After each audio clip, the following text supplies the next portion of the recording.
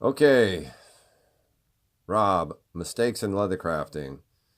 I just made a mistake. I did about a 5-minute speech about what I'm doing here, and I didn't even turn the video camera on. I was just talking into my phone and it wasn't recording. Talk about mistakes. Anyway, let's get back to some of my mistakes. So I'm trying to put this zipper in, and right in here, I'm trying to take the coil out of the zipper so that I can take out the bulk right in this area, because the bulk doesn't look good, and I think it prevents the zipper from closing very well, and on both sides. So this time I just put at the end of underneath this part, I just put a little piece of pigskin as a zipper stop. Most people I've seen have used leather also, but usually generally a bigger piece.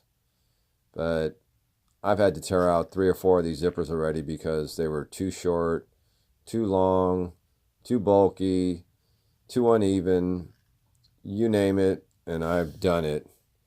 And so now I'm just trying a piece of pigskin here and a piece up here. It's probably not enough, but I don't even know that it really is an issue as far as this zipper wearing out this leather right here. I've seen videos where people say that you have to have a stop because the zipper slider will chew this leather up. And I've made a few of these, and actually I've given one to a friend and she's using it, but I don't have enough data, so to speak, or what's the word, R&D, to know if that really is a factor. So I'm just building them and seeing what's going on. But I know the zippers have given me fits. They look really simple, and every video I've seen, these talented people explain what to do, how to do it, all those things. But for some reason, I don't pick up every bit of detail that they talk about. And I do have a learning disability, which makes some things harder than others for me to understand.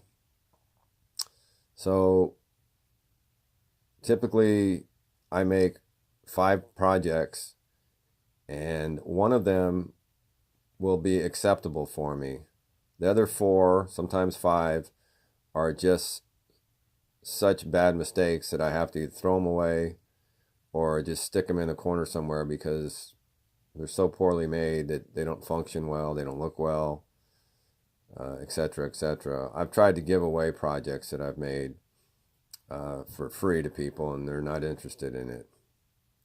So anyway, the quality that I have is perseverance, because it's not a good engineer mind of mine, because a lot of these things, I think for engineer types, they figure out naturally. I don't. So I make the same mistakes over and over, and I know that I should be trying to record this process on video because writing is too difficult for me. But I get so wrapped up in the projects that I don't want to stop, and reading, writing, all that stuff is so painful for me. I don't want to stop to do that, even though I know it's a good part of the process. So I just keep making one mistake after another mistake, ruining a piece of leather here. I've thrown away, probably 16 to 20 inches of zipper stock because I've screwed it up so many times that I couldn't use them. And like I say, I've thrown away countless pieces of projects that just didn't come out acceptable enough. I have made some things that were acceptable, some belts, some wallets, some phone cases, but generally they're all for me. I've not had anyone ever interested in me making anything for them or wanting to buy anything that I've made. So to me, that says a lot. Anyway, again, Rob, mistakes in leather crafting, perseverance is my strongest suit. Most days I want to quit, and I have in the past.